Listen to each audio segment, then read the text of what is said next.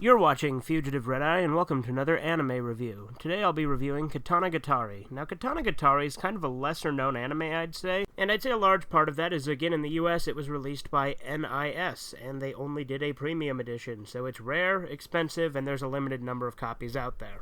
On top of that, it's just kind of obscure because it's not based off a big-name franchise, it's not a huge shonen series, and it aired in a very unique way.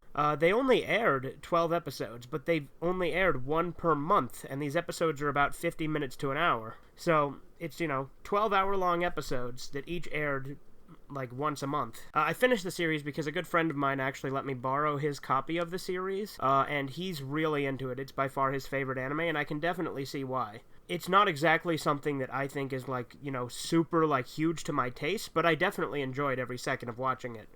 So what Katanagatari is about it's about this ancient fighting style known as Kyoto Ryu, which is a sword style which does not use a sword.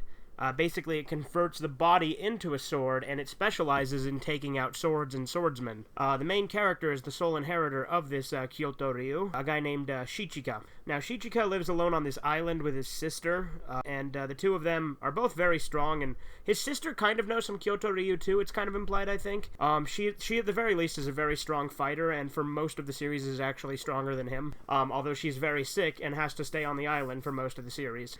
But they've lived together on this island without really interference from the outside world for most of their lives. But then a strategist named Togame comes and tells Shichika she needs his help to gather up these 12 legendary swords that were created by this ancient warrior, this ancient sword crafter. And these swords each have special abilities, and a lot of them aren't even traditional swords. Like, one of them is a suit of armor, one of them is a robot, one of them is 2 guns. They take the term sword and don't use it very literally.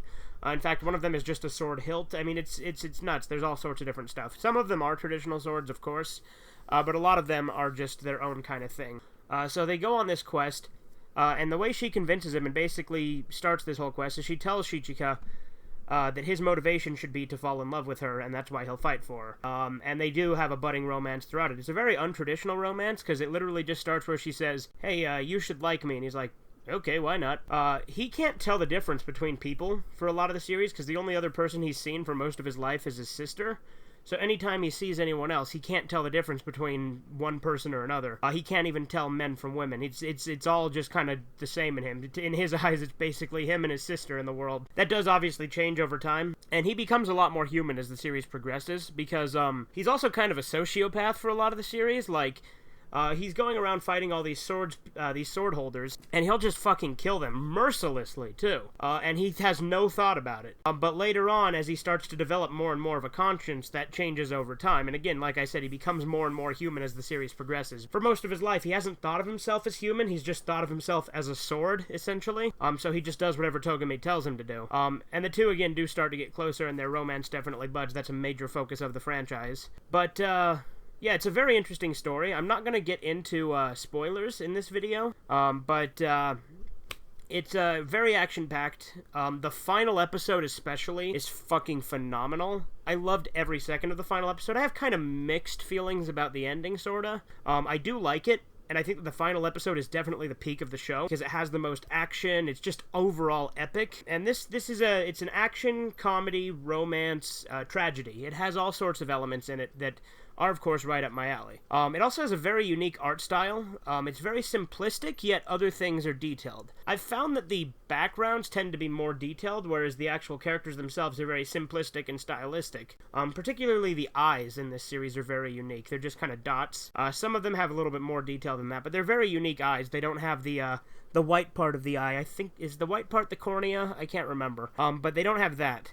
It's just like a black dot. Occasionally they'll have like a pupil and an iris, but that's about it. As I said, it is a short and sweet series, and I did watch it over the course of time because it wasn't something that super gripped me, but it was something whenever I sat down and watched it, I enjoyed it.